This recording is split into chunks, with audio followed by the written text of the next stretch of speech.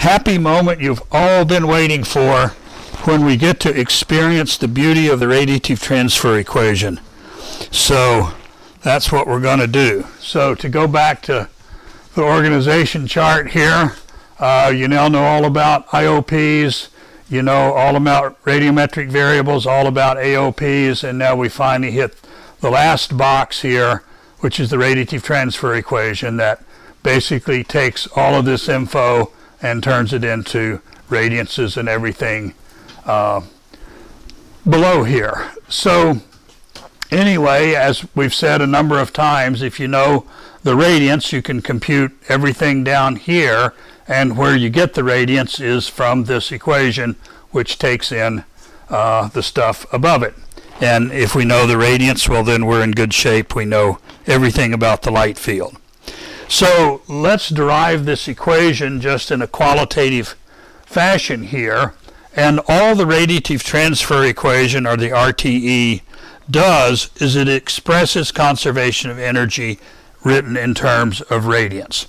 And so to derive it, we're just going to sit down and think of what are all the things that can happen to light as it propagates through a medium like water. Okay, so we're going to think of having a little volume of water here, delta V, and this is going to be at some depth. And we're going to think of a beam of light coming along here with some radiance that's, you know, and we're at this location here. It's going in some direction, theta phi. It has some wavelength lambda. So as the radiance goes from this point here through my little volume of water down to some other point a little distance away here, we're going to start with the radiance at, let's say I'm measuring distance along the path length, and I'll call that distance r. So here I'm at r, and here I'm at r plus delta r, but I'm still looking at light going in the same direction in the same wavelength. So just kind of think of what are all the things that could happen to the light. Well, as it goes along, there's going to be scattering in my volume, so some of the light may be scattered out of the beam, and when I have a sensor here looking back in that direction, I'm not going to detect that light. So it's a loss due to scattering. And some of the light may be absorbed inside the volume, so my sensor down here looking back is not going to see that light, so there's a loss due to absorption. There's also light, if I'm in the ocean, going from all directions, but I'm only looking in one direction to measure the radiance. So I can have light from some other direction come into my volume and get scattered into the direction that I'm detecting. So I can have a gain due to elastic scattering from light coming into other directions being scattered into the one that I'm interested in. And I might also have like bioluminescence going on in here, so that adds some light. I might have other wavelengths that are fluorescing, and then the fluoresced light appears in the wavelength that I'm measuring here. So it looks like it just appeared there, but it really came from some other wavelength. So all of those things I have to now figure out, how do I describe these different gains and losses mathematically so that I can predict the value down here given the value here and all the IOPs or whatever's going on along the way. All right, so if we look at these two losses, one by absorption and one due to scattering, well, as I go from distance r to r plus dr, I get some change in the radiance over the distance r, and that change is going to be proportional to how much radiance is there. You know, the more I put in, the bigger the change will be just numerically coming out, and it's going to be proportional to how much is lost to absorption along the way. And if I'm going to consider going from here to here as being a positive change, then the minus sign means really it was a decrease, not an increase. So my loss for absorption will just be that the change in radiance going from here to here in this particular direction is minus absorption coefficient times what I started with right here. Okay, nothing complicated. And then likewise for the loss of radiance that's scattered out of the beam, It's just what I started with, and then the scattering coefficient, if you remember, it tells me for a given incident direction how strongly the light is scattered into all other directions. So I can have light being scattered out into any direction here, and how strongly or how much that happens is simply described by the scattering coefficient. And once again, I'm losing light to scattering, so my increase is actually negative. It's really a decrease. So that's how I describe those two terms.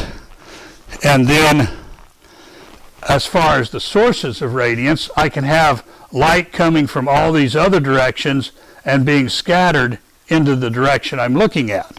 Well, how do I describe that? Well, that's our friend, the volume scattering function. So if I have light coming from some direction, theta prime, phi prime, and I want to know how much of that light is scattered into this direction, well, remember, the volume scattering function tells me for an incident direction how much light, or what's the probability that the light or the radiance will be scattered from an incident direction into a final direction. So how much of this beam is scattered into this one is just going to be the radiance in this direction times the volume scattering function that takes me from this direction to this direction, and there's our scattering angle for this beam here, right there. And so that would be for this one beam, but then I have incident radiances from all directions, and I want to know for this direction now how much is scattered into this direction, and here's my scattering angle, or this direction being scattered from here around to here, so here's my scattering angle. So I just take the radiance in all possible directions times the volume scattering function. It goes from any particular direction into the one I'm interested in, and I add those up over all the incident directions by integrating over all 4 pi steradians of solid angle. And of course, remember, the volume scattering function, you can think of it as like a probability distribution per unit solid angle. And then we're going to integrate that guy over all the solid angles of all these little incident beams here into the one I'm interested in. And that's how much scattering into the beam is going to change the radiance going from R to R plus dr, and that's a positive contribution now. And then there might be internal sources here, either coming from another wavelength or coming from bioluminescence or coming from a light bulb that I put in there, whatever it is, but there's going to be some increase in the radiance due to some internal source, and I'll just have to figure out case by case what's that source going to look like. It could be something that describes bioluminescence, it could be something that describes Raman scatter by the water, it could be something that describes fluorescence, and we'll just have to figure that out when we want to describe a particular process.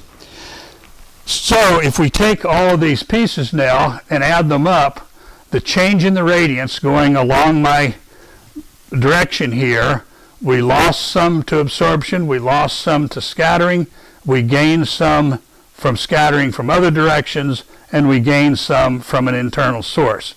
And remember, if we, let's just back up here, I'm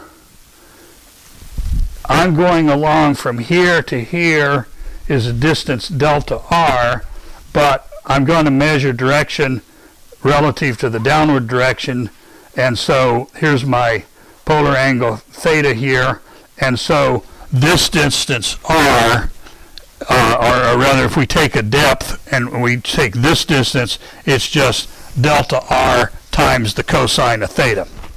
So rather than writing my equation in terms of r, let's go back to a coordinate system in terms of depth z, because that's what's convenient for us. So if we just remember that the dz is the dr cosine theta, then we can write dr up here as dz over cosine theta. And remember, absorption plus scattering is beam attenuation, so these two guys can get combined here, and we just end up with what's called the one-dimensional because it's only in depth. You could write a fancier equation if everything varied in 3 dimensions, but we're not going to bother with that in here. We're going to assume the ocean is horizontally homogeneous, but things can vary with depth. So here's my dr has become a dz over cosine theta. Put the cosine up there. Here's my minus a minus b is now a minus beam attenuation term. Here's my gains here, and there's my source term. And so, and usually, of course, we think of the volume scattering function as being written in terms of a scattering angle. That's just the angle between a given direction, incident direction, and a scattered direction or final direction here. But, you know, it's really, can think of it like this when you do the math. And there's the guy I told you might as well just learn on the first day. So this is the one-dimensional in depth, geometric depth form. I've written things in terms of the geometric depth, z here measured in meters. Yeah, Cale. Yeah, basically you end up with, you know, del dot radiance kind of terms and all of this. I can show you, it's in the light and water book, but this is basically the z component of it, assuming everything is horizontally homogeneous. And of course, if you really want to do it, you can put a time dependence term out there as well, and you just end up with a big nasty equation. But it basically looks like this on the right hand side. Okay, so I can also remember that optical depth was defined, a change in optical depth is beam c times the change in geometric depth. So if I want to write my dz in terms of non-dimensional optical depth d zeta, I can do that, and I can basically, in that previous equation, I can divide this equation by beam c, and so I have a c dz, which becomes the optical depth, and then I have a 1 over c here, and if I write the volume scattering function as scattering coefficient b times phase function, and the scattering coefficient doesn't depend on direction, so it can come out, and I'll have a b over c here, which ends up being our old friend omega naught, the albedo of single scattering. So real oceanographers tend to work with this equation because it's got depth, and that's what they measure in the real world, and radiative transfer people like to work with this equation because depth is now non-dimensional, and they specify their IOPs by omega naught and the phase function rather than the volume scattering function and the absorption coefficient, but it's all the same. So then if we go to the next guy here. All right, so one way or another, we now have the radiative transfer equation. And the game is that we're going to input the beam attenuation coefficient and the volume scattering function and the internal sources, so everything that's underlined in green, and we now have to solve this equation for the radiance, which is underlined in red. And so first thing to notice, it's the total beam attenuation, the total volume scattering function. There's nothing in this equation about how much of the beam attenuation is due to water or phytoplankton or CDOM or mineral particles or air bubbles or anything else. The light only cares about the total IOPs. It's only oceanographers that care how much of the total is due to different things, because that tells them about the ecosystem, but it doesn't help them know what happens to the light. Now, when we get around to running hydrolight this afternoon, you're going to run this little front end, and you're going to say, I have pure water, and I have these phytoplankton, and I have those phytoplankton, and I have mineral particles or whatever, and those are all going to get added together and then sort of inside hydrolight, and then it's going to give the totals to the core code that actually solves the radiative transfer equation. Okay, the other thing, just for your reference, so you can tell people at your next cocktail party that you're working now with linear, that is, the radiance appears only to the first order. So linear first order, there's just a first order derivative, integral differential equation. So there's an integral, or the thing you're looking for is involved in an integral and the derivative. So it's a linear first order integral differential equation. And we're going to solve it as a 2-point boundary value problem. And what that means, actually we're not going to solve it in here. I spent like the first 5 years of my career figuring out how to do it. But a 2-point boundary value problem means you've got this differential equation, for example, and it has to satisfy boundary conditions at 2 different spots. So for example, I might have dy dx equals to x, let's say. So there's my equation, corresponds to the RTE, and my boundary conditions might be something like, let's say that y is equal to 2 at x equals 0, and I might say I want y to equal 3 at x equals 2. So I have boundary conditions at 2 points and an equation I have to satisfy. So, yeah, Emmanuel. I'm about to get to that. I have a first order equation and I have 2 boundary conditions. I have to have the radiance at the surface and maybe the radiance coming in from the bottom, or maybe the bottom reflectance. So I'm stuck with this equation. I have boundary conditions at the surface, which is the incident skylight coming in, and I'll have some kind of boundary condition at the bottom, which might be expressed by the bottom reflectance, or if it's a fish tank, I might literally have light coming up from the bottom. So can I solve this equation? Well, here in this case, let's see, y would be equal to 1/2 x squared plus a constant. So can I satisfy this at the first point? Yeah, x equals 0, and I want y to equals 2, so that means my constant is equal to 2. And so this now satisfies the equation. It satisfies my boundary condition at the first point. Does it satisfy it at the second point? Well, if x is equal to 2, this is 4, this is 2 plus 2, and that's equal to 4 at x equals 2, which does not satisfy my boundary condition. So in general, 2-point boundary value problems do not have a solution.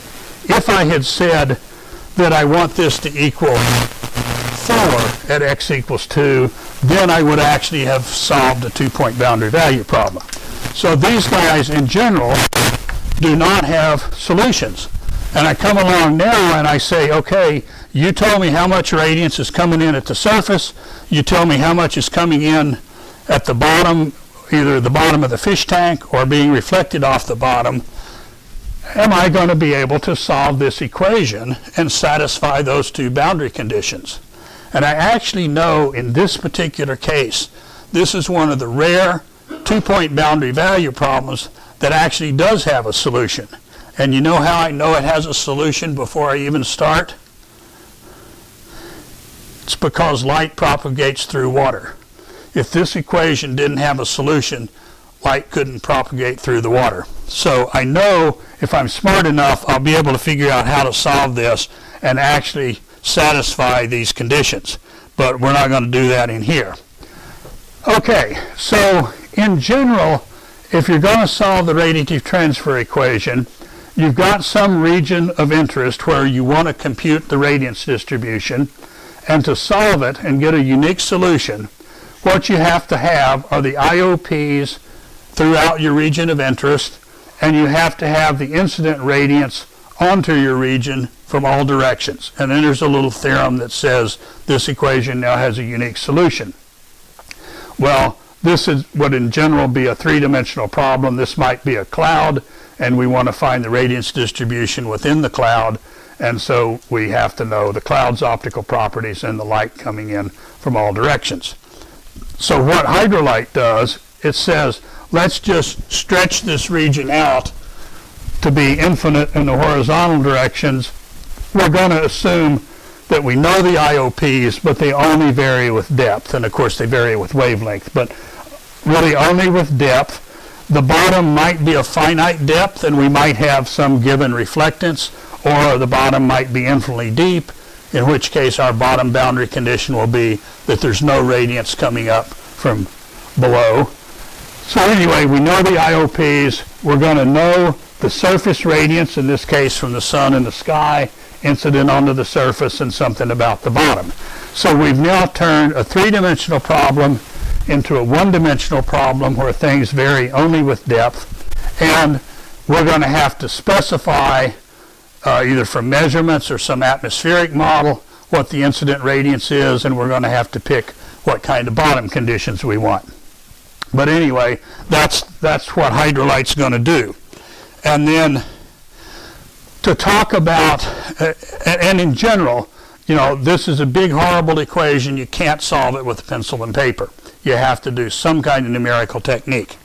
But there are some very simple kind of pencil and paper solutions that I'm going to just work through here so you've at least seen them once. So we've already talked about Beer's law, or the Lambert-Beer law, and the way you get that by solving the RTE is you say, well, okay, let's assume the water's homogeneous, so IOPs don't depend on depth. Let's assume there's no scattering, so the volume scattering function is 0, and C is just equal to A plus B, which is just equal to A. There's no internal sources. It's infinitely deep water, so the radiance is going to go to 0 as depth goes to infinity, and the incident radiance is known just below the sea surface. So if you make all of these kinds of assumptions, the radiative transfer equation just reduces to this. There's our minus CL, but that's A. The volume scattering path function term, it's 0 because there was no scattering, there's no internal sources. So we just have this equation, and if we just bring L over here and we have dl over L and multiply here, we have A times dz, divide by the cosine theta. And now I'll integrate from the surface down to some depth z, and at the surface my radiance at depth z equals 0. That's known. You gave me the boundary condition, and I want to find the value down at depth z. So that's just integral of dl over L. That's just the log. This becomes, and remember A is not dependent on depth, so it can come out. This can come out. So this is just A times the depth z over the cosine theta, and then I take the exponential of both sides, and I get the radiance at depth z is the value at the surface, which you gave me, times this little function. And remember, this cosine here is taking into account that if I go from this depth 0 to z, this direction, I'm going less distance than if I go this direction, and this direction is a factor of 1 over cosine greater than this one, so there's more opportunity for the light to be absorbed along the way. So then, does this satisfy my boundary condition at infinitely deep, where the radiance is going to be 0? Yeah, if I plug in z equals 0, A is positive, this term is 0, and so I now have an equation here that satisfies my boundary condition at the surface. If I plug in z equals 0, that's 1. You gave me that value. Z equals infinity, it's 0, and it satisfies this equation. So there's my solution to the two-point boundary value problem for this very simple case, and we just call exponential attenuation here, or exponential, in this case it's absorption, the Beer's law thing. Okay.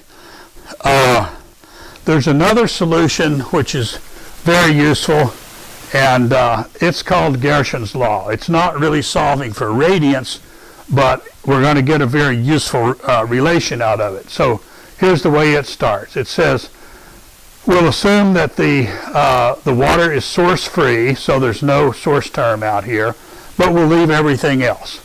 And so here's what our equation looks like. Now, we're just going to integrate this equation over all directions. So here's my left-hand side, for example, and now I'm going to integrate that over all directions, theta and phi. So 2 pi on phi, 0 to pi on theta. And then we're going to do that to each term here. And we'll just see what we get. And Gershon was a Russian oceanographer and physicist back in like 1920s and 30s is when he was doing this kind of stuff.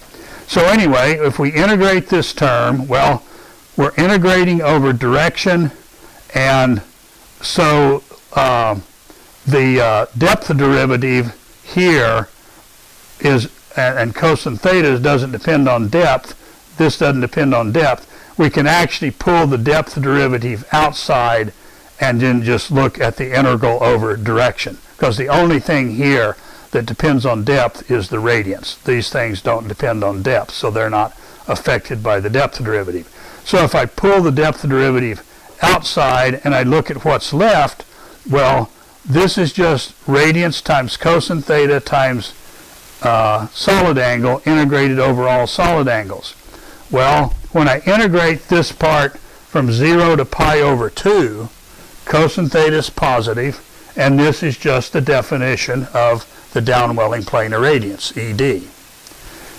For the part of the integral that goes from pi over 2 to pi, cosine is now negative. So this really now becomes, if I pull the minus sign out, this thing is just the definition of EU. So when I write it like this, there's no absolute value here. This whole thing just integrates to the downwelling minus the upwelling planar radiance. And then we've got the depth derivative of that. So that's what that left-hand side turns into, is the depth derivative of what's called the vertical component of the vector irradiance, or people just call this the net irradiance. So that's what that turns into. And if we look at the next piece here on the right, the minus CL term, well, C doesn't depend on direction. We can pull that out. We have L integrated over all direction. And what's that? It's just the scalar irradiance. So this first term on the right just becomes minus C times the scalar irradiance. Okay. Then we've got our big nasty integral term, the path function. Okay, so here's the path function, L at the incident direction, volume scattering function, integrated over all incident directions. And now we're going to integrate that whole thing over all directions, all the final directions, if you wish. Well, we look at this and say, okay, we're integrating over the final direction here. L doesn't depend on the final direction, so I can pull it out here, and I'll have what's left. I'm basically reversing the order of the integration. I'm now going to have the volume scattering function for a given incident direction integrated over all the final directions, and then that integrated over all the incident directions. So what's the volume scattering function for a given incident direction integrated over all directions? That's just the scattering coefficient by definition. So this integral here is just the scattering coefficient, and it doesn't depend on direction, so I'll just pull it out here. And then what we're left with is L radiance integrated over all direction. And what is that guy? That's just the scalar irradiance again. So it came out pretty slick. Doesn't matter what the volume scattering function looks like. The definition of this integral is just total scattering coefficient. So if we add up all the pieces then, our left-hand side was this. We had a minus C and times scalar irradiance, and now we have a plus B. Well, minus C is minus A minus B plus B. That just leaves a minus A times E0. So this equation becomes, and if we rearrange things, that the absorption coefficient is equal to the depth derivative of ED minus EU, and then divided here by E0. And so either way of writing this is called Gershons Law. Now, this is pretty neat, because all you have to do to determine the absorption coefficient is measure ED, EU, and the scalar irradiance, plug in the numbers, and you get the absorption coefficient. So this is our first example of an inverse model here. And let me get this thing back together. Oops. Okay. So this is what's called an explicit inverse model. Explicit means I'm going to plug in some numbers here into a nice little equation, and I'm going to get back an IOP, and so I'm doing the inverse thing of making optical measurements and getting an IOP. The radiative transfer equation is a forward model. You put in IOPs and you get out radiometric variables. Now we're going backwards. So this is our first example of an inverse model, and it's an explicit one, meaning there's a nice little equation. I plug in the numbers of things I measured and I get out a number for the thing I want. Okay. Then another nice use of Gershons Law here is in ecosystem modeling. So if I want to compute something like the change in water temperature in my model, and I've got light coming in, light gets absorbed by the water, it heats up the water. Okay, so the time rate of change of the temperature of the water, big T is temperature, little t is time. Well, that depends on how much light there is to be absorbed. It depends on the absorption coefficient, and then there's some terms here, the density and the specific heat, that basically turn this into a time rate of change of temperature. But basically, here's the physics. The light is absorbed and that heats the water. Well, a nice way of writing this in an ecosystem model is to use Gershons Law and say that this term is the depth rate of change of ED minus EU. And then I can maybe have a simple model that computes ED minus EU, and I take the depth derivative, and most of the ecosystem models are what are called layers. And so I have these layers in my model, and the water is assumed to be homogeneous in between.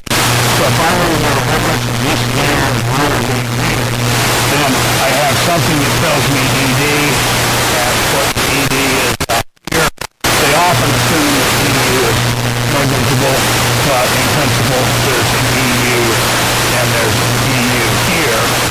And I simply look at the ED minus EU value here and the value here, and the difference is my depth derivative. And so that difference is telling me of the light that went in here, how much was absorbed in that went into the water. Okay.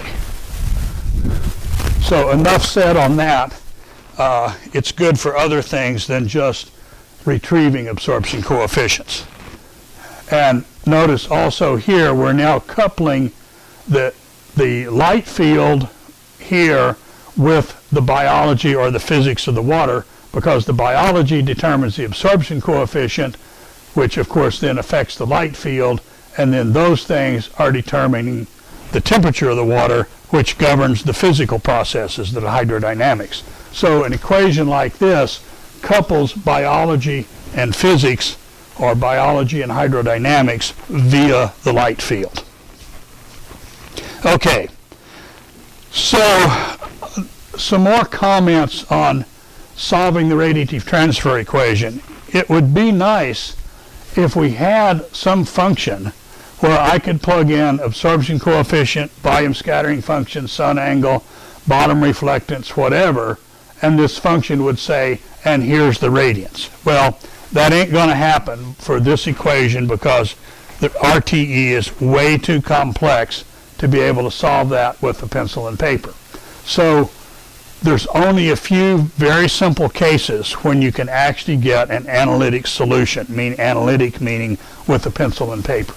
Otherwise, you have to use some numerical technique. And even if you think of, like from freshman physics, if you have like a point mass, you can write a nice little formula for the gravitational field around the point mass. Or if you have a point charge in a vacuum, you can have a nice little formula for the electric field around the point charge. Those are like the simplest physics problems you can have. So Coulomb's law, for example, for the charge around a point the electric field around the point charge. So you would think, well, if I have this like infinite ocean and I put a point light source in there, there ought to be a simple little formula for the radiance distribution around the point light source. There isn't, and the reason is you have scattering. You don't have, if you put a point gravitation, a point mass in a vacuum, there's no scattering of the gravitational field, but there is scattering of the light. So even what you would think would be a very simple problem cannot be solved with a pencil and paper. Okay, so there is an approximate analytical solution here, or series of them, that I'm just going to outline. And they were extremely important back 30 years ago when they didn't have computers, and people like Howard Gordon were desperate to have some kind of little formula that I could get a good idea of what, say, the remote sensing reflectance will look like for given IOPs. And this was in the days of CWIFs. So, and these things still do get used, and you will see them referred to in papers. So, Colin makes me leave this in here because this is her favorite derivation. We're not going to go through the derivation, but I'm going to show you the start and the answer, and then you will be inspired to go to the web book and look at all the math. But here's the idea. We're going to assume that the water is homogeneous, once again, so IOPs don't depend on depth. The water is infinitely deep. The sea surface is level. The sun is a point source in a black sky, and so that means our incident radiance is all coming from the same direction, and there's no internal sources. So this is what Howard Gordon said. It's like, I've got to do something. Let's do this, make all these assumptions and see what we can get. And you have what's called the successive order of scattering solution. We'll mention what that is.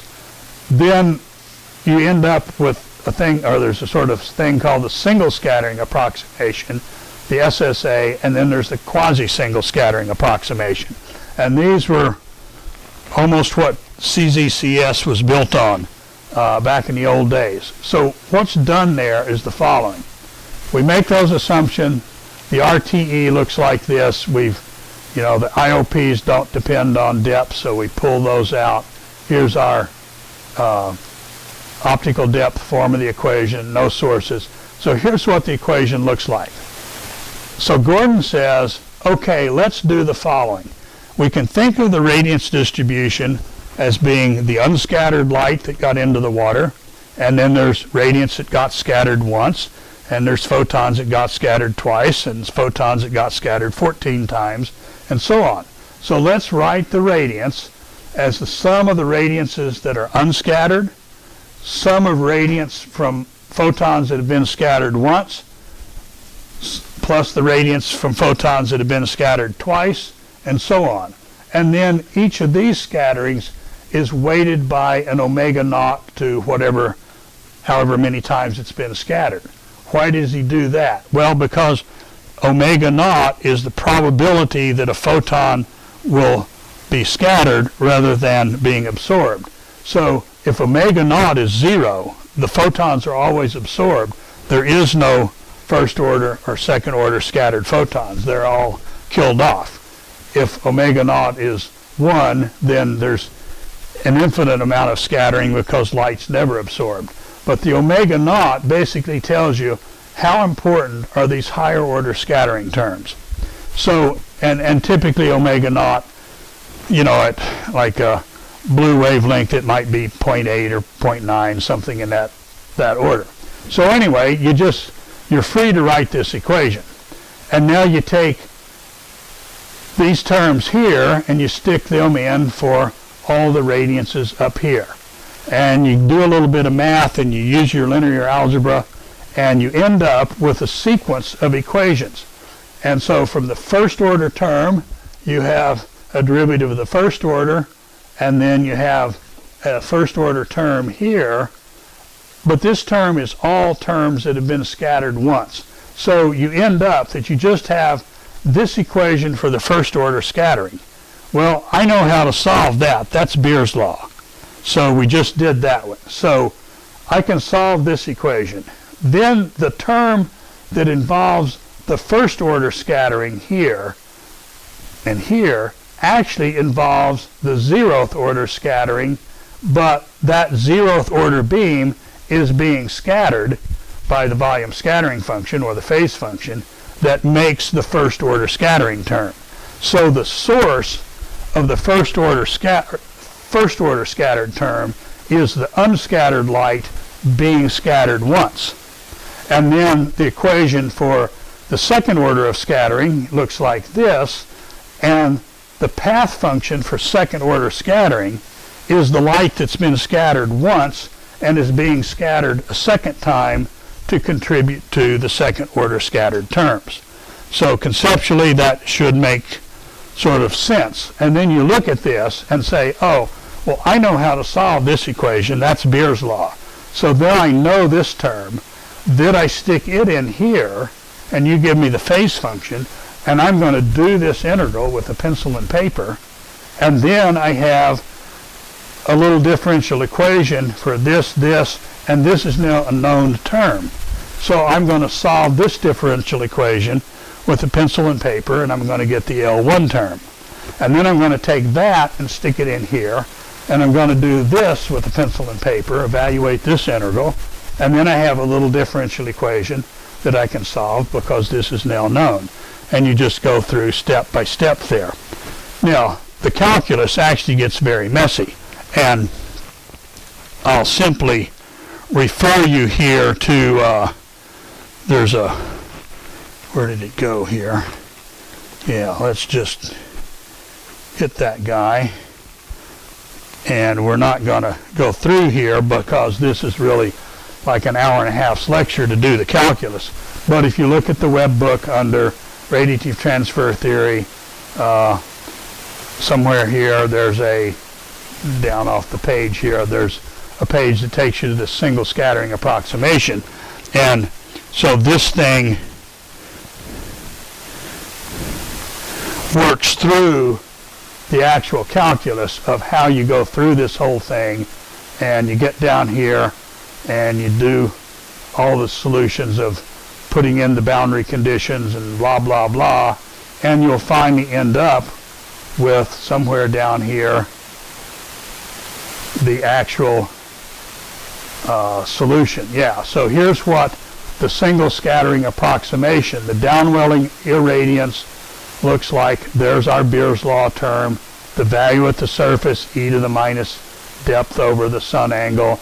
Then there's special cases for what if you're looking right at the sun, and then there's the upwelling term right here, and you can see I've written it in terms of the downwelling irradiance at the surface, the volume scattering function, there's a exponential in depth, depends on the sun angle, depends on the albedo of single scattering.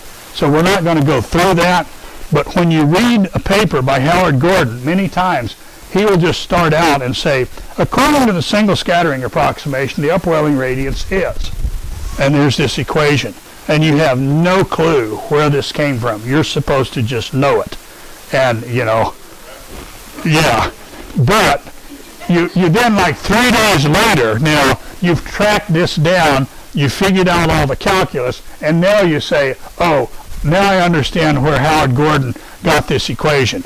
And if you can actually do that process in 3 days, you're ahead of me. But it's not trivial. But question? Okay. So anyway, enough said about that. And go back to this. Okay, so what's called the single scattering approximation simply stops this process after one order of scattering. And you can do that with a pencil and paper. There is a book where a guy did it through 2 orders of scattering, and it takes like three pages just to write down the equations. But he actually did it. Okay, so the single scattering simply says I'm going to have unscattered light plus light that's been scattered, or radiance that's been scattered once. End of story. That's my approximation. Now Howard then goes one step further. He says, look, take a look at the volume scattering function. So here's a phase function versus scattering angle on a log linear plot, and it looks like this. We've seen all of these before. Well, if you plot this on a log-log plot, what a phase function looks like, you know, it's a huge amount of forward scattering here, orders of magnitude more in the first few degrees than at other degrees.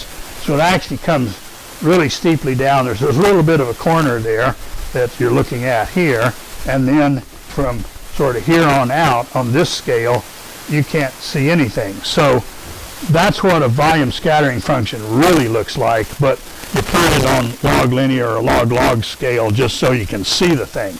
But Gauss says, look, why don't you think of all this, and then there'll be backscattering. So what he did, and it's pretty slick, he said, look, in the beam attenuation, let's treat forward scattering as no scattering at all. And so I'm going to write the beam attenuation as A plus B, or A plus the forward scatter coefficient plus the backscatter coefficient, and I'm just going to play like the forward scatter wasn't scattered at all. So in this figure, he's going to just ignore the formula value of 0, and then I'm going to have the backscattered light, because you just almost can't see the difference. So he says in the beam attenuation, we'll treat forward scattered rate as unscattered. Oh, all right. Gets me up. And my bouquet on. See, I have to apologize that I'm so sloppily dressed that my collars are curved under, and the reason is my collar stays are metal, and they trigger the airport security thing, so I have to take them out to go through airport security, and I just didn't put them back in. So I know you're thinking, like, what a slob this guy is. How can I possibly learn anything from someone who has his collars curled up like that? And okay, so anyway, Howard says, let's make this approximation to the beam attenuation. And then that would mean optical depth, which is CZ. And remember, he's assuming homogeneous water. That would just be A plus BB over Z. There's our friend albedo of single scattering. Now, the catch is in the B, he doesn't write B as just BB. He only writes that in beam attenuation. It's a little weird. And what's the justification for that? The justification is that this is what works well. Okay. So if you do this, you go through, once again, there's a whole page on the web book that now carries through. Looks like my battery's died here now. Here we go. There's a whole page on the web book that starts with this assumption, goes through the math, and finds formulas for LU and RRS and KD and so on. So I'm not going to do that because, once again, it's about 45 minutes of talking. But you end up, for example, with the remote sensing reflectance. And here's the little formula that comes out of this Corsi single scattering approximation. That's what this is called here. It looks like, say, RRS is AB over A plus BB. Here's the phase backscatter fraction BB over B. Shift the phase function. Well, now I know what the backscatter fraction is. I can just... And there's a term that involves the cosine of the solar zenith angle in the water. Well, the geometry here, we have the sun up here in the sky. The surface was assumed level to be level, so I can use Snell's law. And for the given solar zenith angle, I can figure out the solar angle in the water. So that's what's coming in here, cosine of this angle. You give me the phase function, whichever one you want, and I can now figure out the phase function that starts out in this direction and scatters light around in the different direction, because I'm going to get RRS from an LU or LW. So you give me the phase function, I plug in this solar zenith angle, I know this number here, you fill in the and hey, just numbers in here and see what the remote sensing reflectance is. And that's what Gordon was after. And you'll often see this statement that remote sensing reflectance is proportional to BB over A plus BB. This is where that comes from. There's that part, and then all of this is the proportionality coefficient for a given phase function and given sun angle. Okay, we won't go through the math, but let's take a look at how it works. So here's remote sensing reflectance versus omega naught. For hydrolite, which we can think of,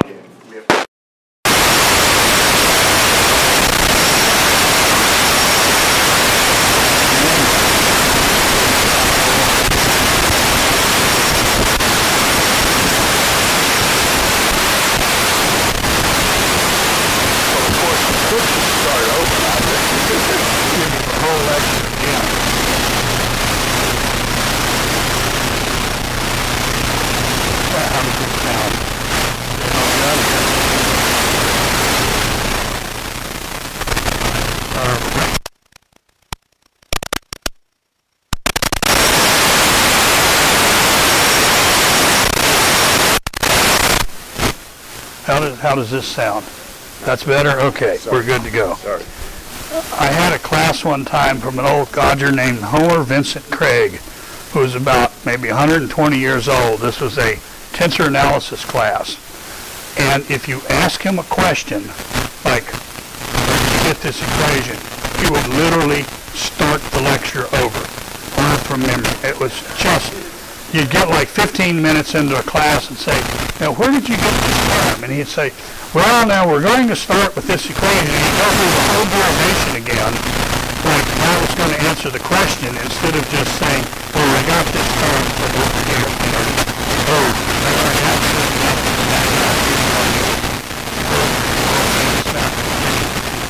Well, anyway, so let's plot these things up and see how they work. So the plots here, I pick some LPs, I have hydrolite as a function of omega naught, and I got some dots here that are the blue dots. Then I program up the single scattering approximation, the green curve.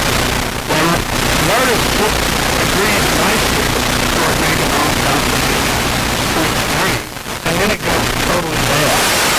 Why is that? So small omega naught, the single scattering approximation works great. It works terribly at big omega naught. How come?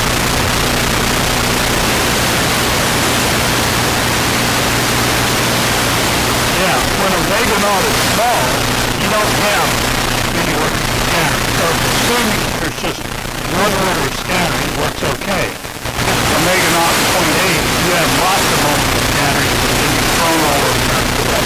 So it goes bad. So what you don't expect is that the quasi-single scattering works pretty darn well, certainly out to omega naught is like 0.6. Maybe when you get out to 0.9, then it's pretty far. But it's a very good approximation in many cases. Alright, change my back. Story of my life.